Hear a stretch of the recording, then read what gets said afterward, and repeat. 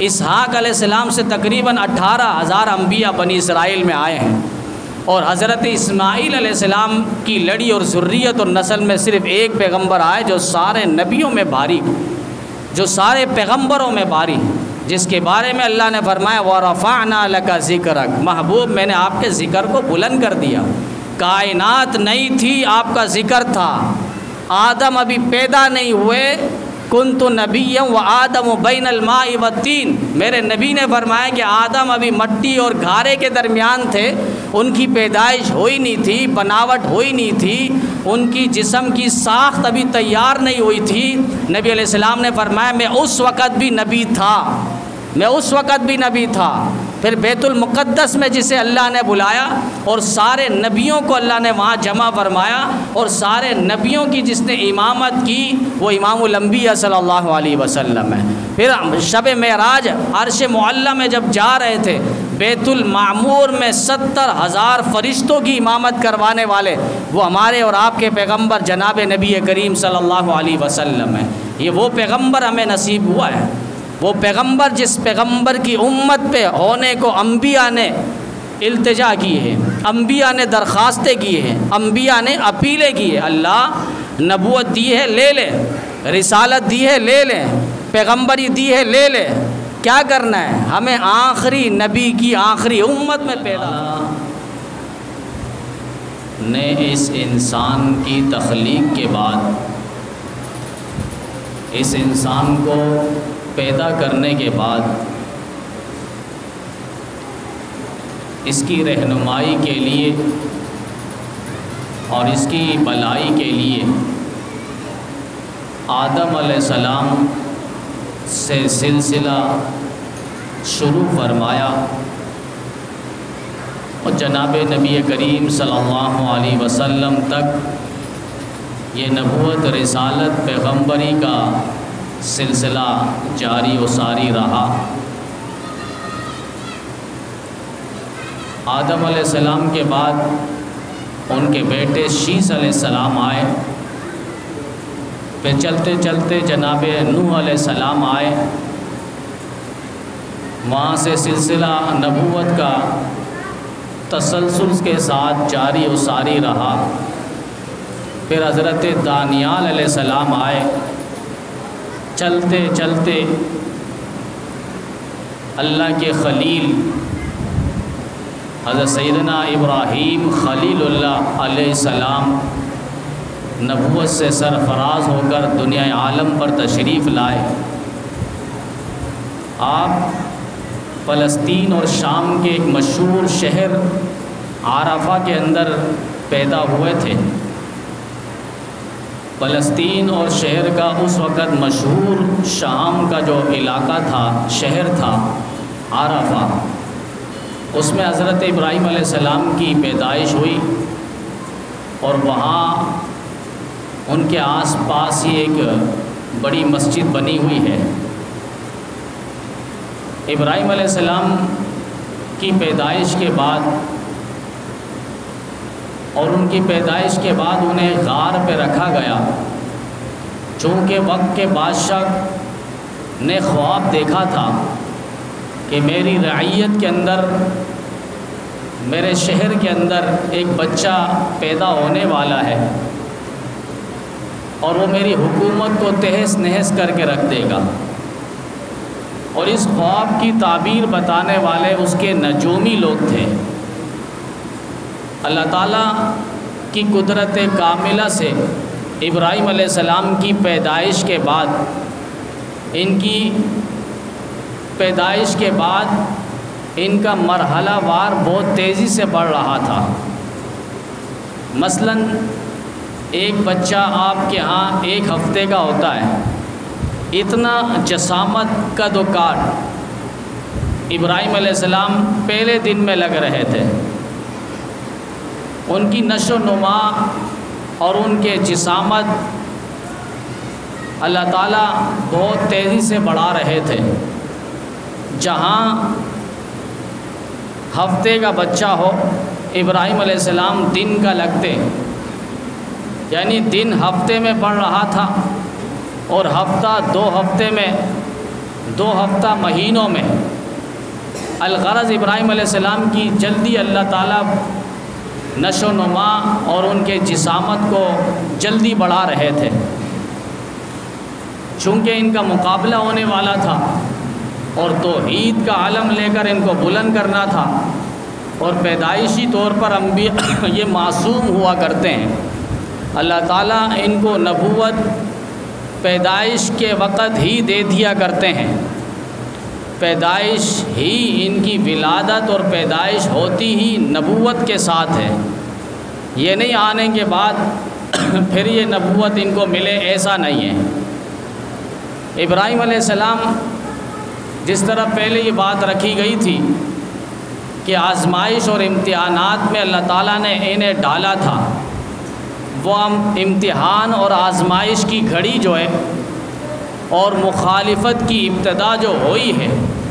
وہ گھر سے ابتدا ہوئی تھی۔ گھر پہ والدین مخالف ہوئے،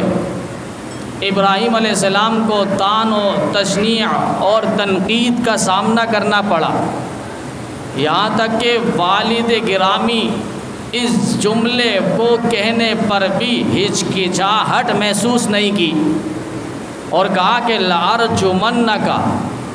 وَاهْجُرْنِي مَلِيًّا، ابراہیم یہاں سے چلے جا، اس وطن کو، اس گھر کو، اس شہر کو، اس خاندان کو، اس قوم کو، قبیلے کو، بستی کو چھوڑ کر یہاں سے چلا جا، ورنہ تجھے ہم رجم کر دیں گے۔ رجم کہتے ہیں سنگسار کو، رجم کہتے ہیں پتھروں کی سنگ باری جہاں پر ہو، پتھروں کے وار سے تجھے مار دیں گے۔ یہ کہنے والا کوئی پرایا نہیں ہے، اپنا ہی کہنے والا ہے، اور والد ہے جس کے بارے میں سورہ مریم کے اندر اللہ تعالیٰ نے اس پورے واقعے کے نقشے کو کھینچا ہے۔ یہ امتحانات کی بھٹیوں سے ابراہیم علیہ السلام کو عبور ہونا پڑا، اور قرآن کریم کہتا ہے وَإِذِ ابْتَلَىٰ إِبْرَاهِيمَ رَبُّهُ بِكَلِمَاتٍ فَأَتَمَّهُنَّ، وہ خدا خود کہہ رہا ہے ہم نے امتحان لیا ابراہیم علیہ السلام کا، ہم نے آزمائش کی وادیوں میں دھکیلا ابراہیم علیہ السلام کو، ہم نے پریشان کن حالات اور واقعات پیدا کیے ابراہیم علیہ السلام کے لیے، فَأَتَمَّهُنَّ، تاکہ دیکھے اور دکھائیں عالم کو کہ ابراہیم علیہ السلام کتنا سچا اور سچا ہے، جس کے بارے میں پھر خود قرآن کریم کے اندر اللہ تعالیٰ نے یہاں تک فرمایا اِنَّهُ كَانَ صِدِّيقًا نَبِيًّا، کہ میرا ابراہیم صدیق تھا، سچا تھا اور نبی تھا، جس کی نبوت کی گواہی اللہ کریم خود دے رہے ہیں، جس کی سچائیت کی گواہی اللہ کریم خود دے رہے ہیں۔ تو ابراہیم علیہ السلام کو اللہ تعالیٰ نے امام بنایا، پیشوا بنایا، مقتدائے زمانہ بنایا، ابراہیم علیہ السلام کو اللہ تعالیٰ نے خلیل بنایا، اپنا گہرا دوست بنایا۔ ابراہیم علیہ السلام بہت زیادہ مہمان نوازی کرنے والے تھے، یہاں تک کہ ایک وقت پہ فرشتے ان کو خوشخبری دینے کے لیے آئے، تو ابراہیم علیہ السلام چونکہ وہ فرشتے جو آئے تھے انسانی شکل میں، ابراہیم علیہ السلام فوراً گئے اور ایک بکرا ذبح کروایا اور اس کو بن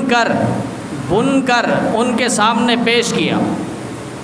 اب وہ فرشتے ہاتھ نہیں بڑھا رہے، ابراہیم علیہ السلام پریشان ہو گئے، میں نے ان کی مہمان نوازی کی، اکرام کیا، ان کے سامنے بنا ہوا بکرا میں نے پیش کیا، یہ کھاتے کیوں نہیں، ہاتھ بڑھاتے کیوں نہیں، کھانے کی طرف دیکھتے کیوں نہیں؟ اس کے بعد وہ سمجھ گئے کہ اللہ تعالیٰ کی طرف سے بھیجے ہوئے یہ فرشتے آئے ہیں، اور فرشتے کھانے پینے انسانی ضروریات سے پاک اور صاف ہیں، بشری تقاضوں سے اللہ تعالیٰ نے انہیں مبرہ اور منزہ پیدا کیا ہے، انہیں انسانی حاجات نہیں ہیں، انسانی ضروریات ان کے لاحق نہیں ہیں، اللہ تعالیٰ نے انہیں ان چیزوں سے پاک اور صاف پیدا کیا ہے، ان چیزوں کی حاجت اور ضرورت ان کو نہیں ہے۔ تو یہ مہمان نوازی تھے ابراہیم علیہ السلام بہت زیادہ، اور رجوع الی اللہ کرنے والے، اللہ سے بہت زیادہ ڈرنے والے، تصدیق کرنے والے، منیب جسے کہا گیا، حلیم جسے کہا گیا، متحمل برداشت کرنے والا جسے کہا گیا، اور زیادہ تصدیق کرنے والا، انہ کان صدیقا نبیّا، سچا اور صدیق اور تصدیق کرنے والا، کثیر التصدیق، جس کو علماء مفسرین نے فرمایا ابراہیم علیہ السلام بہت زیادہ کثیر التصدیق تھے، اللہ کی وحدانیت اور توحید کی تصدیق کرنے والے تھے، قوم کو، قبیلے کو، خاندانوں کو، بستیوں کو ہر زاویے سے سمجھایا، ستاروں کی پرستش کرنے والے کو سمجھایا، تاروں کی عبادت کرنے والوں کو سمجھایا، سورج جیسی چیزوں کی عبادت کرنے والوں کو سمجھایا، اور انہیں بتایا کہ بھائی دیکھو یہ ایک حالت پہ قائم نہیں ہے، ایک حالت پہ رہتے نہیں ہیں، آج چاند ہے تو پھر چند گھنٹوں بعد وہ چاند نظر نہیں آتا،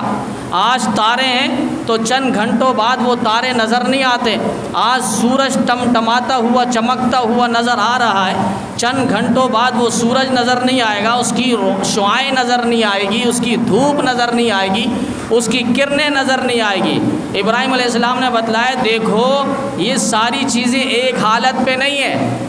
ایک حالت پہ نہیں ہے، جو ایک حالت پہ نہ ہو وہ معبود، وہ الہ، وہ مشکل کشا، وہ حاجت روا نہیں ہو سکتا۔ اللہ وہ ذات ہے جو وحدہ لا شریک ذات ہے، اور وہ ایک حالت پہ قائم اور دائم ہے۔ اللہ لا الہ الا هو الحی القیوم، اللہ وہ ذات ہے جس کے علاوہ کوئی معبود نہیں، اللہ وہ ذات ہے جس کے علاوہ کوئی مسجود اور مطلوب کے لائق نہیں، اللہ وہ ذات ہے جس کے علاوہ کوئی معبود حقیقی نہیں، الحی القیوم، وہ زندہ ہے، ہمیشہ رہے گا، اور قیوم ہمیشہ قائم اور دائم رہے گا، اس پر کبھی زوال نہیں آئے گا، اس پر کبھی فنائیت نہیں آئے گی، وہ کبھی ختم نہیں ہوگا۔ کل من علیہا فان وَيَبْقَى وَجْهُ رَبِّكَ ذُو الْجَلَالِ وَالْإِكْرَامِ، ساری دنیا، ارض و سما، تحت سرا، عرش معلیٰ، یہ سب کو اللہ تعالیٰ فنا کر دیں گے۔ وَيَبْقَى وَجْهُ رَبِّكَ ذُو الْجَلَالِ وَالْإِكْرَامِ، صرف تیرا رب کی ذات باقی رہے گی، اور سارا عالم، سارے ملائک، نوری فرشتے، حاملان عرش، اٹھانے والے فرشتے، ان سب پر اللہ تعالیٰ موت کو طاری فرما دیں گے، اور پھر ایک اعلان اور ایک نعرہ اور ایک صدا اور ایک ندا اور ایک آواز اللہ تعالیٰ لگائیں گے، لمن الملک اليوم للہ الواحد القہار۔ ہے کوئی آج ملک اور سلطنت کی بات کرنے والا؟ ہے کوئی حکومت کی بات کرنے والا؟ ہے کوئی بادشاہت کی بات کرنے والا؟ ہے کوئی وزیر اعظم کی سیٹ کے لیے لڑنے والا؟ ہے کوئی اپنے آپ کو حاکم کہنے والا؟ ہے کوئی اپنے آپ کو بادشاہ کہنے والا؟ آئے مرد میدان بن کر، وہ آئیں گے کہاں؟ وہ زندہ کہاں ہیں؟ وہ سارے مردے بن چکے ہیں۔ لمن الملک اليوم للہ الواحد القہار، پھر اللہ کی آواز آئے گی کہ وہ ایک ہی ہے جو زبردست ہے، للہ الواحد القہار، وہ ایک اللہ کی ذات عالی ہے۔ یہ ابراہیم علیہ السلام جنہیں اللہ تعالیٰ نے توحید کے لیے چنا ہے اور توحید کا علم بردار انہیں بنایا ہے، اور ابراہیم علیہ السلام کو اللہ تعالیٰ نے ایک امت کہا ہے تو فرد، لیکن کام اس طرح کر رہے ہیں کہ ایک جماعت جس طرح کام کرنی چاہیے وہ اکیلا ابراہیم علیہ السلام کر رہے ہیں۔ پوری دنیا میں واحد انسان توحید کا علم بلند کرنے والے، توحید کا ڈنکا بجانے والے، توحید کا نام لینے والے، ایک اللہ کی ربوبیت، خالقیت، مالکیت، وحدانیت کا ڈنکا برسر عام بجانے والے ہیں۔ نہ کسی حاکم سے ڈرتے ہیں، نہ کسی ظالم سے ڈرتے ہیں، نہ کسی جابر سے ڈرتے ہیں، نہ کسی عامر سے ڈرتے ہیں، اور وہ حضرت ابراہیم علیہ السلام ہیں۔ اللہ نے تبھی تو فرمایا وَإِذِ ابْتَلَىٰ إِبْرَاهِيمَ رَبُّهُ بِكَلِمَاتٍ فَأَتَمَّهُنَّ، ہم نے ان کو امتحانات کی وادیوں میں دھکیلا ہے، اور ابراہیم علیہ السلام 100% اس میں کامیاب ہوئے، 100% کامیاب ہوئے۔ ابو زیفان انہیں کہا جاتا ہے، مہمان نوازی کرنے والے، مہمان نوازی۔ کوئی اگر مہمان نہیں آتا کسی دن پریشان ہو جاتے، آج تو ہم جب مہمان آ جائے تو ہم پریشان ہو جاتے، ہمارے چہرے پر، پیشانی پر بل آ جاتا ہے، یہ کہاں سے آ گیا؟ وہ تو مہمان آیا ہے، اپنا رزق لے کر آیا ہے، اور وہ رہے گا، ساتھ ہے، تو ہماری طرف سے جو برائی ہے وہ اپنے ساتھ لے جائے گا۔ یہ مہمان نوازی، یہاں تک کہ حدیث کے اندر نبی علیہ السلام نے فرمایا من کان یؤمن باللہ فلیکرم ضیفہ، جو اللہ پر ایمان لاتا ہے اور آخرت کے دن پر ایمان لاتا ہے اسے چاہیے کہ وہ مہمان نوازی کرے، مہمانوں کا اکرام کرے۔ جب کسی بات کو مضبوط کرنی ہو، کسی واقعے کو مضبوط بنانا ہو تو نبی علیہ السلام اس طرح ارشاد فرمایا کرتے تھے، جو اللہ کی ذات پر ایمان رکھتا ہے، جو آخرت کا دن پر ایمان رکھتا ہے اسے چاہیے وہ مہمانوں کا اکرام کرے۔ یعنی بڑی بات ہے کہ اللہ کی ذات پر ایمان، آخرت کے دن پر ایمان، تو اسے چاہیے کہ وہ مہمانوں کا اکرام بھی کرے۔ ابو الانبیاء حضرت ابراہیم علیہ السلام کو کہا جاتا ہے۔ ابراہیم علیہ السلام کی لڑی اور ذریت اور نسل میں 2 بیٹے ہوئے ہیں۔ حضرت سارہ ایک بیوی تھی، اور جب یہ ہجرت کر کے جا رہے تھے راستے میں جس طرح مشہور واقعہ ہم نے پچھلے جمعے رکھا تھا کہ وہ ظالم بادشاہ نے گرفتار کیا، اس کے بعد انہوں نے رہا کروایا، اور رہائی کے دوران ان کو ساتھ جو ہے ایک باندی دے دی خدمت گزار کے لیے، اس کا نام ہاجرہ تھا۔ اور ہمارے شیخی وسند اعظم اللہ مفتی ظفر علی خان صاحب رحمہ اللہ فرمایا کرتے تھے کہ یہ ہاجر ہے بدون التا، بدون التا، اسم اسماعیل، کہ یہ نام جو ہے اسماعیل علیہ السلام کی والدہ کا نام تھا۔ اسماعیل علیہ السلام کی والدہ حضرت ہاجر علیہ السلام، اور سارہ کے بطن سے اللہ تعالیٰ نے جس کی تخلیق اور پیدائش فرمائی وہ حضرت اسحاق علیہ السلام ہے۔ پہلی بیوی حضرت سارہ تھی، جب وہ خادمہ بن کر آئی اور گفٹ اور تحفے میں بادشاہ نے ابراہیم علیہ السلام کو دیا تو حضرت سارہ علیہ السلام نے فرمایا کہ آپ کا میں ان کے ساتھ نکاح فرما دیتی ہوں، یعنی شادی پھر کروا دی۔ یہ عجیب واقعہ ہے کہ جہاں بیوی، پہلی بیوی دوسری عورت کا نکاح ابراہیم علیہ السلام اپنے خاوند کے ساتھ کروا رہی ہے۔ آج تو سوتنوں کو برداشت نہیں کیا جاتا،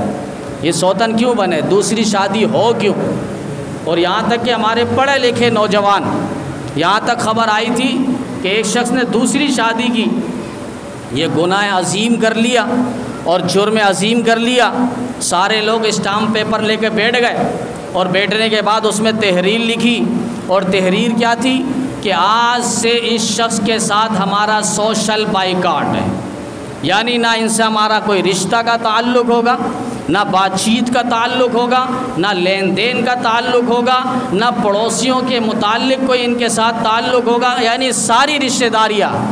سارے تعلقات سے ان سے بائیکاٹ کریں گے۔ اور بڑے بڑے پڑھے لکھے لوگوں نے پھر اس میں انگوٹھا جنہوں نے لگانا تھا، سائن کرنے والے سائن وہ کر دیں۔ بات کیا تھی کہ دوسری شادی اس شخص نے کی ہے۔ وہ الگ بات، اگر یہ بات رکھی جاتی کہ بھئی آپ نے دونوں میں مساوات قائم کرنا ہے، برابری کو دیکھنا ہے، وہاں جتنی ضرورت پڑے آپ وہاں خرچ کریں، یہاں جتنی ضرورت پڑے گی یہاں خرچ کریں، وہاں اگر پہلی بیوی میں 3 بچے ہیں یہاں ایک بھی بچہ نہیں ہے تو وہاں 2 صابن کی ضرورت ہے، یہاں 1 صابن سے بھی کام چلے گا۔ اب یہ نہیں کہ مساوات کا معنی یہ کہ وہاں پر 3 صابن اگر آپ نے دیے تو یہاں پر بھی 3 صابن دیں، وہاں اگر 20 کلو آٹا پہنچایا اور یہاں پر بھی 20 کلو آٹا تو یہاں پہ تو آٹا ضائع ہو جائے گا۔ مساوات دنوں کے حساب سے ہو، وہاں اگر 1 رات گزاری تو یہاں پر بھی 1 رات گزاریں۔ چیزوں میں حال و احوال کو دیکھ کر، گھر اور ماحول کو دیکھ کر، افراد کو دیکھ کر یہ مساوات ہو۔ ان چیزوں میں ہونا چاہیے تھا کہ آپ یہ بات رکھتے ہیں کہ بھئی آپ نے مساوات کو قائم کرنا ہے، ٹھیک ہے آپ نے دوسری شادی کر لی، فرض کے بعد مزید آپ سنت کی طرف آ گئے، اچھی بات ہے، لیکن اس کا معنی یوں ہوتا کہ مساوات آپ نے قائم کرنی ہے، ظلم کسی پر نہیں کرنا اور ایک کی طرف نظر ٹکا کے نہیں رکھنا، یہ ساری چیزیں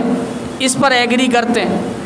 خرچے سے متعلق ایگری کرتے ہیں، نفقہ سے متعلق جو قرآن جس کے بارے میں کہتا ہے یہ واجب ہے،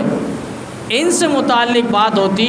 تحریر ہوتی اور لوگ پنچایت میں بیٹھتے تو ایک الگ مزہ آتا، یہ ثواب بھی ہوتا۔ لیکن یہاں ہوا کیا کہ بھئی دوسری شادی اس نے کیوں کی؟ آج لوگوں میں بھی ایک ذہن بنا ہوا ہے کہ بھئی دوسری شادی کیوں کی؟ ٹھیک ہے،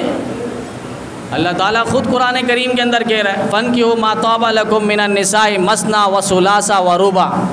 کہ کہ جو تمہیں بھلی لگے عورتوں میں اچھی لگے تو تم نکاح کرو،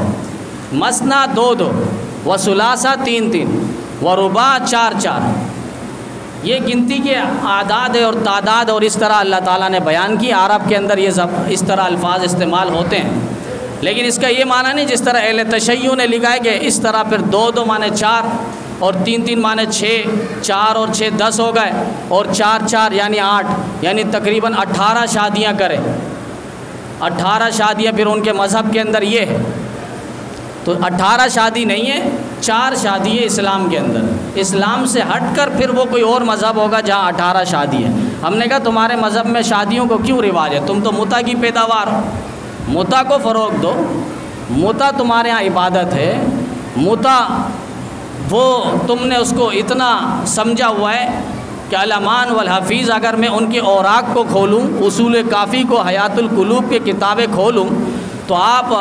کانوں پہ بھی انگلیاں ڈالیں گے اور آنکھوں پہ بھی انگلیاں ڈالیں گے چھپانے کے لیے کیا ہو رہا ہے۔ ایسی غلاظت بکی ہے کہ وہ متع سے پیدا ہونے والا جو ہے معاذ اللہ اس کا درجہ خدا تک پہنچتا ہے، خدا تک پہنچتا ہے۔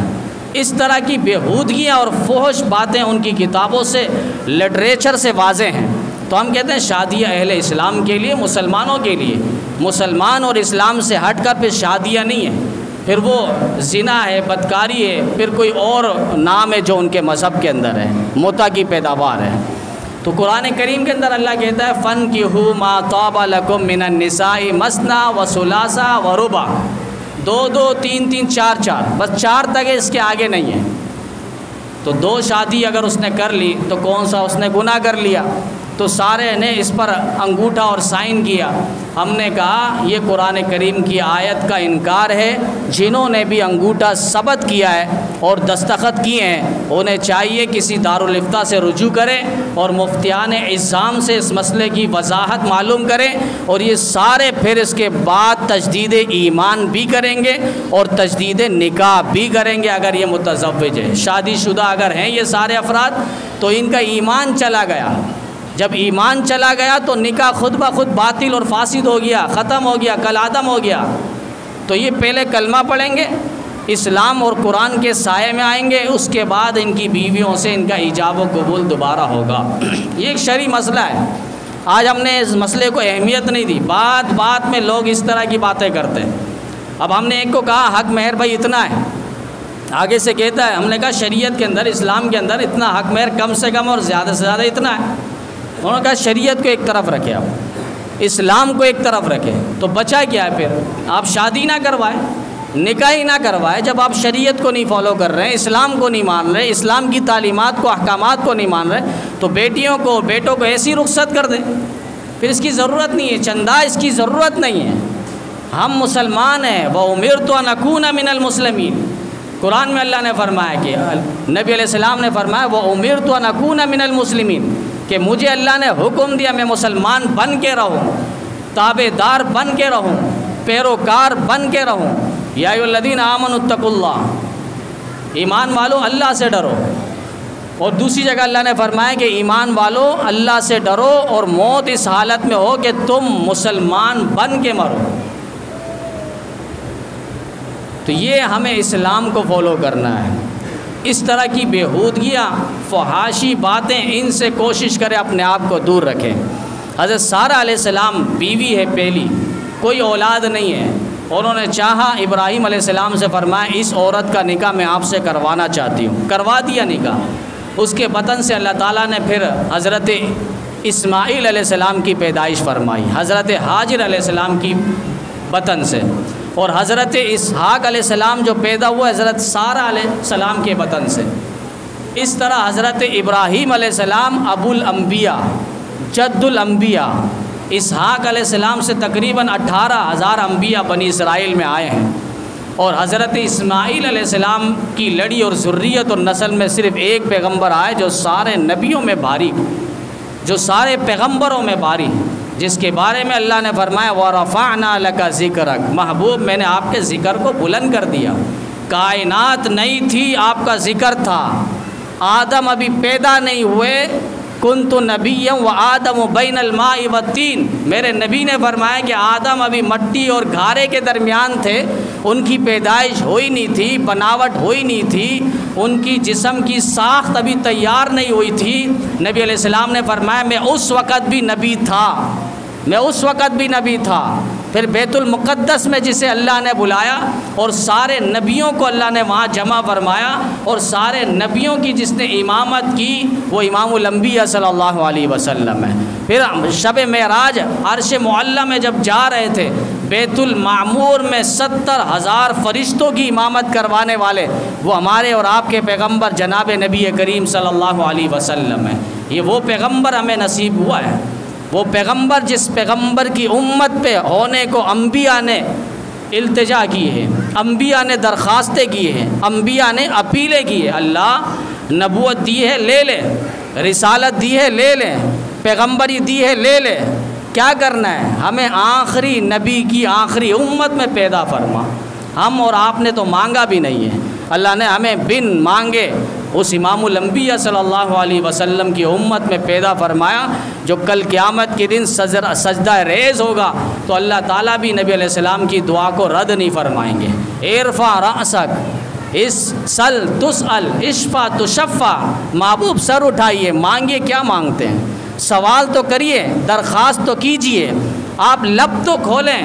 آپ کے لب کو آج رد نہیں کیا جائے گا، آپ درخواست تو کیجئے، آپ کے درخواست کو ہم نامنظور نہیں کریں گے، آج آپ کے التجا کو ہم قبول کریں گے، آپ کی درخواست کو ہم قبول کریں گے، آپ کے فرمائش کو ہم پورا کریں گے۔ اللہ حساب کتاب کا معاملہ شروع فرما، یہ نبی علیہ السلام فرمائیں گے۔ امام الانبیاء صلی اللہ علیہ وسلم کی ذات عالی مجھے اور آپ کو اللہ تعالیٰ نے نصیب فرمایا ہے۔ یہ حضرت ابراہیم علیہ السلام جنہیں اللہ تعالیٰ نے جد الانبیاء بنائے، تمام نبیوں کے دادا اور تمام نبیوں کے والد، نبی علیہ السلام شب معراج عرش معلی پہ جا رہے تھے، حضرت ابراہیم علیہ السلام کو دیکھا 7ویں آسمان پہ یوں ٹیک لگا کر بیت المعمور میں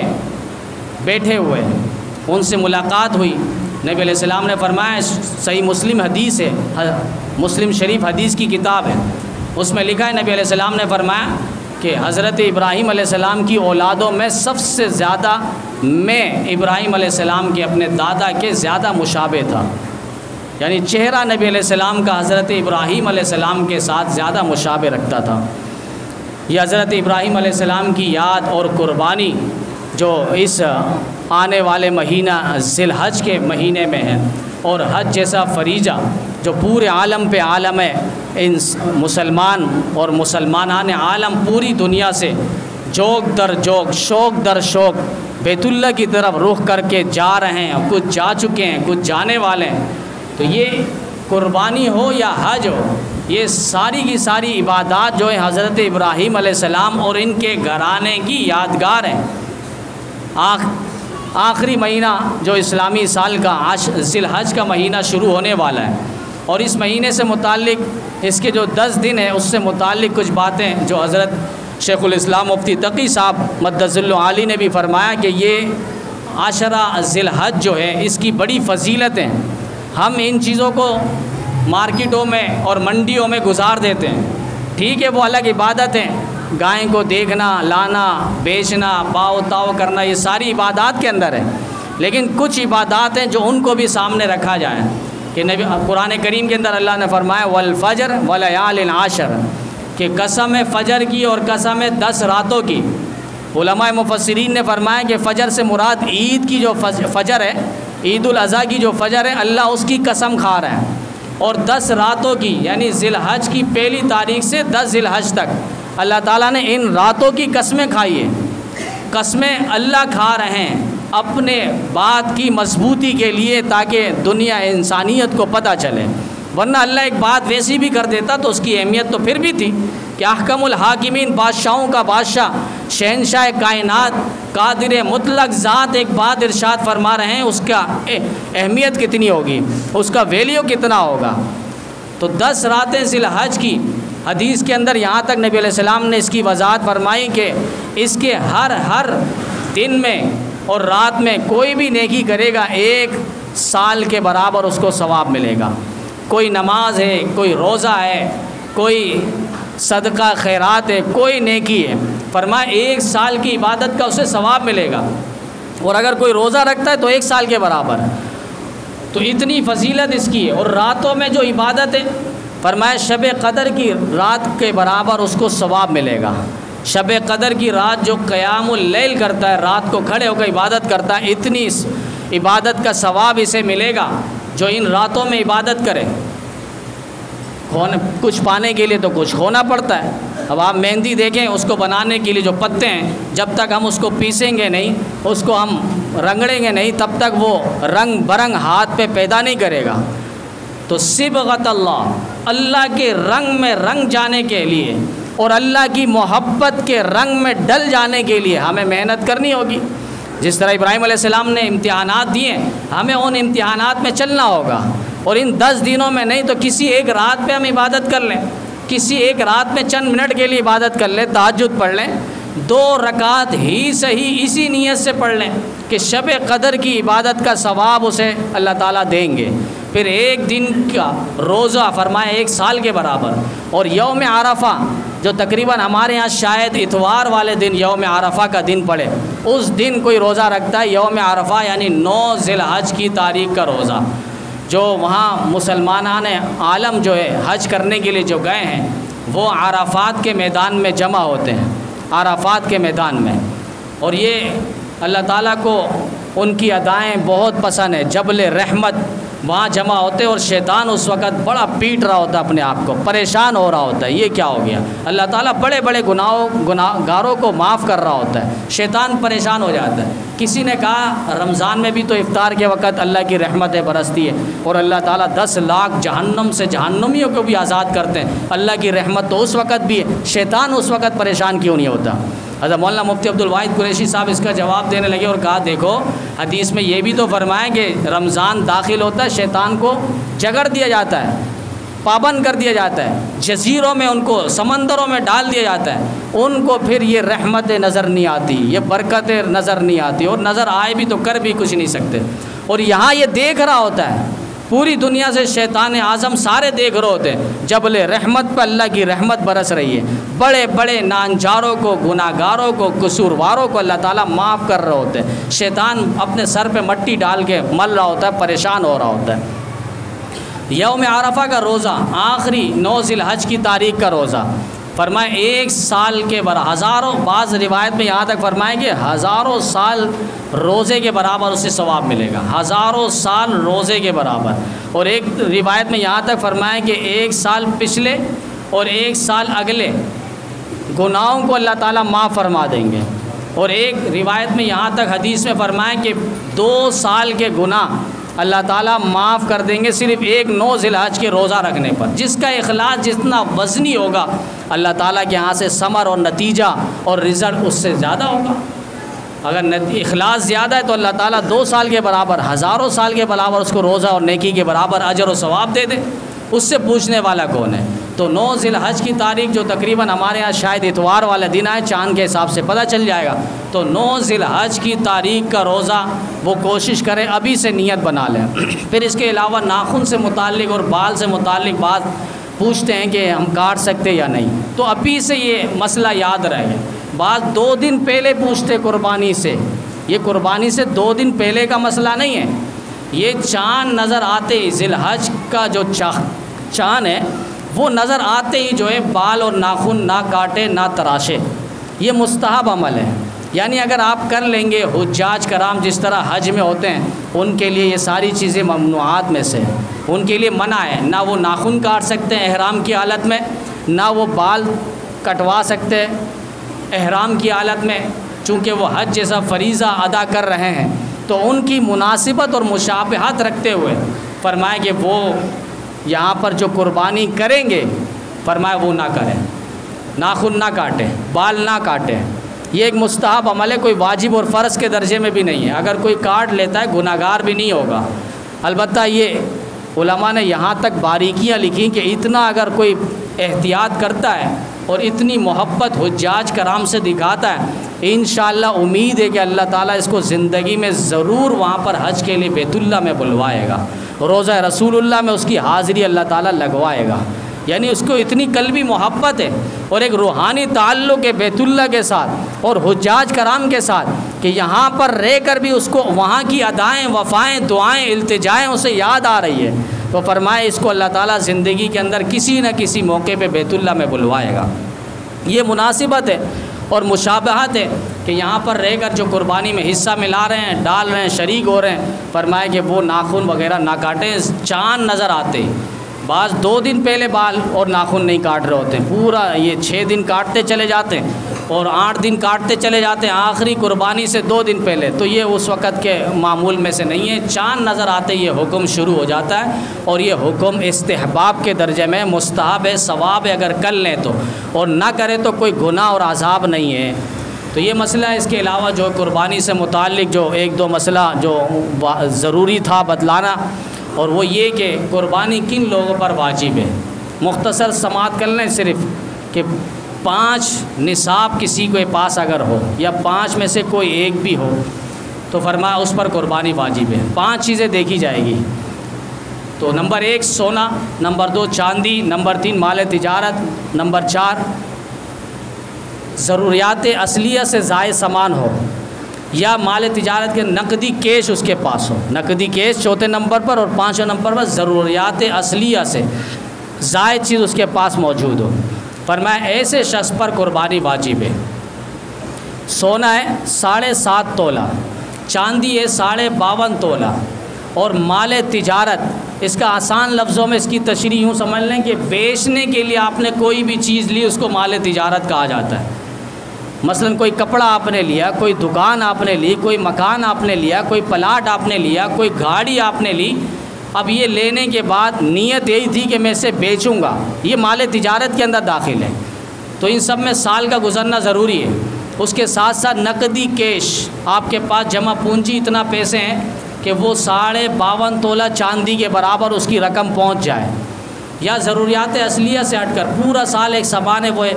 استعمال میں نہیں آیا، گاڑی استعمال میں نہیں ہے، یہ اسی طریقے سے ضروریات اصلیہ میں سے ہٹ کر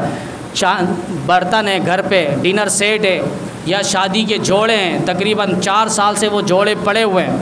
اب تک وہ استعمال میں نہیں آیا، تو فرمائے کہ اب یہ ساری چیزوں کی مالیت، مجموعی مالیت لگائیں گے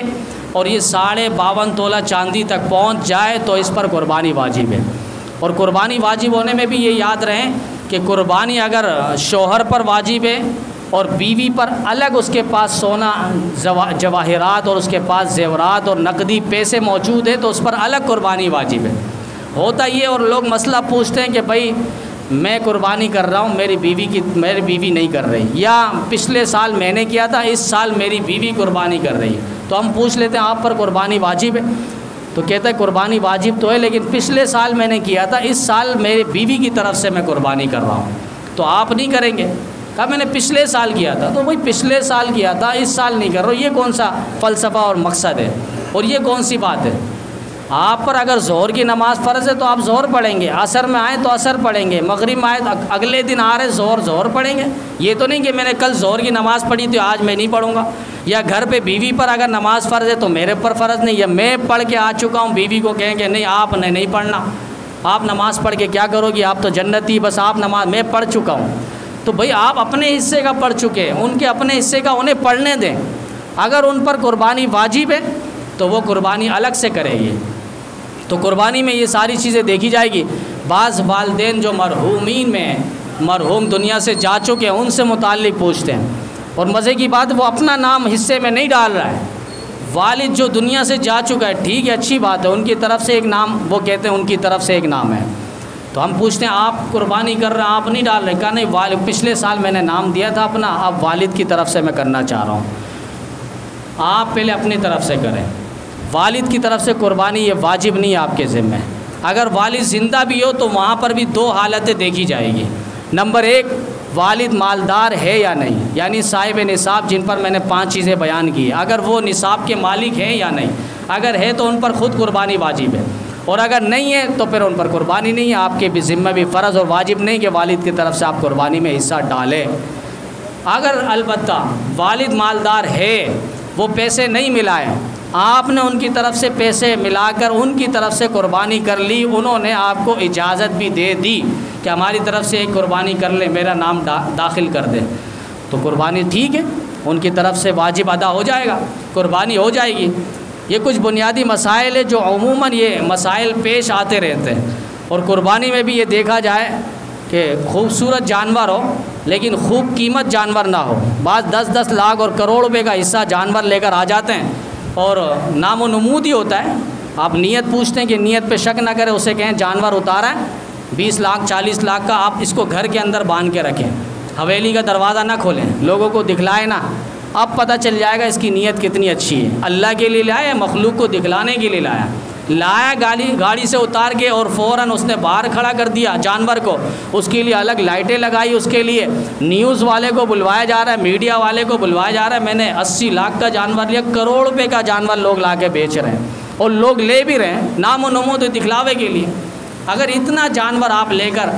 اپنے لیے ایک حصہ، مثلا اس کا اگر 50 سال اس کی عمر ہے، 50 جانور 50 حصہ جانور میں ملا کر آپ لے کر آ جائیں، ہر سال کی قربانی ہے،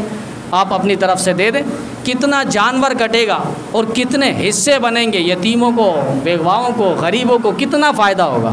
نبی علیہ السلام نے 63 اونٹ کاٹے ہیں، ذبح کیے ہیں، 63 اونٹ، نبی علیہ السلام کی عمر شریف بھی 63 سال تھی، اور نبی علیہ السلام نے 40 اونٹ کو اپنے ہاتھ سے نہر فرمایا، اور عجیب قربان جائے نبی علیہ السلام کی اداؤں اور وفاؤں اور ہاتھوں پر کہ اونٹ خود بخود نبی علیہ السلام کے پاس آتا اور نبی علیہ السلام انہیں نہر کرتے۔ 40 اونٹ کو نبی علیہ السلام نے اپنے دست مبارک سے نہر کیا، اور باقی حضرت علی المرتضیٰ شیر خدا رضی اللہ تعالیٰ عنہ کو نبی علیہ السلام نے دے دیے۔ تو اس سے پتہ چلا ہر سال کی قربانی نبی علیہ السلام نے کی ہے، 63 جانور اونٹ نبی علیہ السلام نے اپنے ہاتھ سے نہر فرمائے ہیں۔ تو نبی علیہ السلام کی جانب سے بھی ایک حصہ ڈال سکتے ہیں، نام ان کی طرف سے بھی داخل کیا جا سکتا ہے، بعض پوچھتے ہیں، اور بعض یہاں تک پوچھتے ہیں والدین کی طرف سے ایک حصہ، دونوں چلے گئے دنیا سے تو دونوں کی طرف سے ایک حصہ نہیں ہوگا، ایک ایک الگ الگ گنجائش ہے، ورنہ اس سال ایک نام ڈال دیں والد کی طرف سے، دوسرے سال جو ہے دوسرا والدہ کی طرف سے داخل کر دیں۔ تو یہ ایک بنیادی مسائل ہیں اور اس کا سمجھنا نہایت ضروری ہے، تاکہ ہم شرکا کو بھی دیکھیں، حصے جو شامل ہو رہے ہیں شرکا کے اندر اسے بھی دیکھا جائے۔ بڑے جانوروں میں 7 حصے ہیں، اونٹ ہیں، بھینس ہے، گائیں ہیں، ان میں 7 حصے شریک ہو۔ بعض کہتے ہیں جف نہ ہو، مثلا 2 4 6 یہ نہ ہو، وہ آگے 3 کرتے 5 کرتے 7 کرتے، یہ عجیب و احمقانہ انداز ہے، ایسے کوئی شریعت کے اندر پابندی نہیں ہے، آپ نے جفت نہیں طاق ہی رکھنا ہے، ایسی کوئی پابندی نہیں ہے، آپ جف رکھیں طاق رکھیں، مگر یہ کہ 7 تک رکھیں، 7 سے اوپر نہ ہو۔ اہل تشیعوں کا مذہب دیکھا گیا کہ وہاں پہ 70 افراد اونٹ کے اندر شامل ہو رہے ہیں، 70 افراد اونٹ کے اندر، یہ پتہ نہیں عجیب کون سی قربانی ہے، نہ ان کی قربانی نظر آتی ہے، نہ ان کی نماز نظر آتی ہے، نہ ان کی زکوٰۃ نظر آتی ہے۔ ہم نماز میں بھی آتے ہیں تو مسجد کی چوکھٹ پہ ہم سجدہ کرنے پر فخر محسوس کرتے کہ پیشانے اور جبین نیاز کو اللہ کے سامنے ہم نے جھکایا، ہمیں فخر محسوس ہوتا ہے، لیکن وہ ٹکیا نکالتے اور پتھر نکالتے اس پر اپنے پیشانی کو ٹیکتے ہیں اور کہتے ہیں کہ نہیں مسجد ناپاک ہے، ہم اس پہ سجدہ نہیں کر سکتے۔ یہ تو اللہ نے پہلے کہہ دی، یا ایھا الذین آمنوا انما المشرکون نجس فلا یقربوا المسجد الحرام بعد عامہم ھذا، سورہ توبہ اٹھائیے، آپ دیکھ لیں اس کا ترجمہ کیا لکھا ہے۔ اے ایمان والو، مشرکوں کو حرم کے اندر، بیت اللہ کے اندر، مسجد کے اندر داخل ہونے نہ دو، اس سال کے بعد یہ بیت اللہ کے اندر داخل نہ ہو۔ تو بیت اللہ کے اندر کیوں آئیں گے؟ عبادت کرنے، نماز پڑھنے آتے ہیں، لیکن وہ اپنی نماز پڑھتے ہیں، اپنا سجدہ وہاں پر کر رہے ہوتے ہیں۔ تو بہرکیف یہ مسائل ہیں، ان کو سمجھنا ہے اور ان شرکا کو سمجھنا ہے، اور قربانی کی یاد جو حضرت ابراہیم علیہ السلام ہے، اللہ تعالیٰ ان کو پورا ہماری طرف سے اجر عظیم عطا فرمائیں۔ ساتھ جو سولر سے متعلق بات چل رہی تھی، اور یقیناً میرے خیال سے آپ بھی گھبرائے ہوئے ہوں گے کہ اس جمعہ تو کسی کی خیر نہیں ہے اور سب کو مسجد کے حوالے سے تعاون کر کے جانا ہے۔ فضائل تو آپ سنتے رہتے، مجھ سے زیادہ آپ فضائل جانتے بھی ہیں کہ نبی علیہ السلام خود جولی پھیلا کر مسجد نبوی میں بیٹھ گئے تھے، جنگ کے مارکے کے لیے چندہ کرنا ہے، یہاں سے آواز لگائی، غریب صحابہ، نہتے صحابہ ہے، کھانے کو ان کے پاس کچھ نہیں ہوتا تھا، حضرت عثمان بن عفان کھڑے ہو گئے، آقا میری طرف سے 300 اونٹ بما ساز و سامان کے۔ پھر نبی علیہ السلام یہاں مخاطب ہوئے، یہاں ہے کوئی جوان اللہ کے راستے میں دینے والے؟ حضرت عثمان نے دیکھا صحابہ غریب ہیں، نہتے کمزور ہیں، فقر و فاقہ ان میں چلتا ہے، فوراً کھڑے ہو گئے، اور کہا آقا میری طرف سے 300 اونٹ بما ساز و سامان، 300 اونٹ، آپ سوچیں۔ پھر تیسری جانب سے نبی علیہ السلام مخاطب ابراہیم حضرت عثمان وہاں کھسک کر آ گئے، کہا میری طرف سے 300 اونٹ بما ساز و سامان کے، یعنی 1000 اونٹ بما ساز و سامان کے۔ آپ تصور کریں کتنا ارب خرب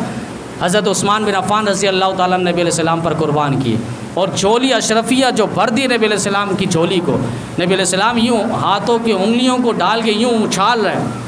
اور دانت مبارک نبی علیہ السلام کے چمک رہے ہیں، اور نبی علیہ السلام نے ایک جملہ ارشاد فرمایا، ما ضر عثمان ما عمل بعد هذا اليوم، عثمان آج کے بعد تجھے کوئی تیرا عمل نقصان نہیں پہنچا سکے گا۔ علماء نے اس کا مطلب سمجھانے کے لیے یوں کر دیا کہ عثمان اگر آج کے بعد تو کوئی غلطی بھی کرے گا اللہ تعالیٰ اس کو بھی نیکی میں بدل دے گا۔ یہ عثمان رضی اللہ تعالیٰ عنہ کی خاصیت اور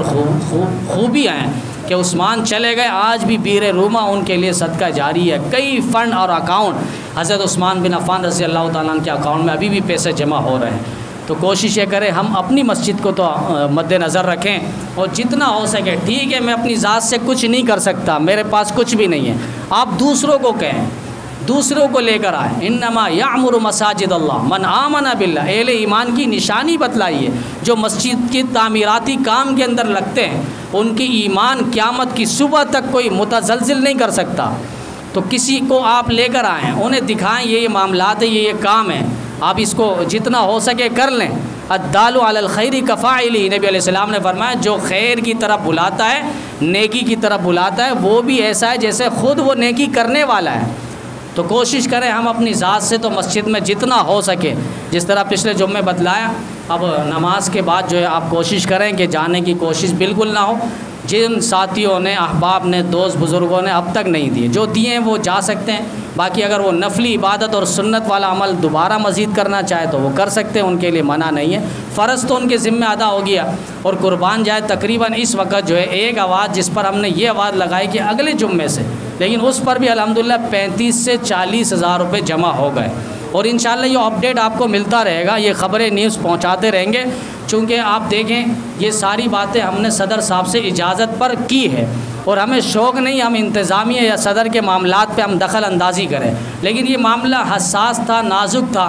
صرف اس معاملے کو ہم نے ہاتھ پہ لیا کہ سولر کے نظام کو ہم کسی حد تک پائے تکمیل تک آپ سب کے حضرات کی مدد سے اور اللہ کی توفیق سے اس کو مکمل کریں گے۔ باقی ایک لائٹ کی ذمہ داری وہ صدر صاحب ہے، ان کے انتظامیہ کا کام ہے، یہ ہمارا کام نہیں ہے، لیکن اس کے لیے بھرپور محنت کی ضرورت تھی۔ جو احباب جس اعتبار سے بھی مدد کرنے کی کوشش کرنا چاہیں تو بلا جھجک وہ کر سکتا ہے۔ یہ نہیں کہ ایک بندہ بالکل سولر کا پینل دے سکتا ہے لیکن وہ 1000 روپے دے کے پیچھے ہٹ رہا ہے، ایسا نہیں۔ ہم نے کل بھی ایک احباب کو کہا اور دوست کو کہا کہ ایسا نہیں، آپ وہاں یہ بات چلائیں، وہ بڑی پارٹی ہیں، ان کو آپ لائیں، مسجد دکھائیں اور ان سے کہیں یہ چیزیں ہیں، اس کی ضرورت ہے، لہٰذا آپ وہ چیز کروائیں، اور کسی کی باتوں پر بھی آپ کان نہ دھریں، اور اس مشن کو، اس پروگرام کو مسجد سے متعلق، اپنی ذات سے متعلق بات ہے ہی نہیں جو ہم اس میں ہچکچاہٹ محسوس کریں، گھبراہٹ محسوس کریں۔ خانہ خدا ہے، اللہ کا گھر ہے، وَأَنَّ الْمَسَاجِدَ لِلَّهِ فَلَا تَدْعُوا مَعَ اللَّهِ أَحَدًا، اللہ کا گھر ہے، اس میں کسی کی پکار جائز ہے ہی نہیں۔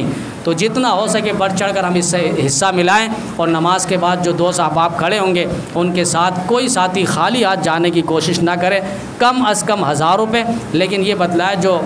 غریب طبقہ ہے، لیکن جو پارٹی والے ہیں وہ کوشش کریں وہ رکیں، یا نہیں رک سکتے وہ کچھ لکھوا دیں کہ ہم انشاءاللہ ملیں گے۔ عید سے پہلے معاملات کچھ اپنے حد تک یہ رکھنا ہے، انشاءاللہ جیسے ہوگا تعاون اور اللہ کی توفیق انشاءاللہ یہ سولر کا نظام ہوگا، اور کہ الیکٹرک کے منہ پہ انشاءاللہ تماچا ہوگا جنہوں نے ناجائز بل دے کر اور اس کالونی کو اور پورے شہر کو ایک لحاظ سے تہس نہس کر لیا ہے، اور انہوں نے سمجھا ہم ہی آقا اور ہم ہی مولا، ہم ہی خدا بنے ہوئے ہیں۔ انشاءاللہ یہ نظام اپنے آپ تباہ و برباد ہوگا۔ اللہ تعالیٰ اس کے الیکٹرک کے نظام کو ہر اعتبار سے تباہ و برباد فرمائیں، اور اس شہر کو، ملک کو اللہ امن، سکون، قرار اور آتشی کا پیغام اور مرکز بنائیں۔ وآخر دعوانا الحمدللہ رب العالمین۔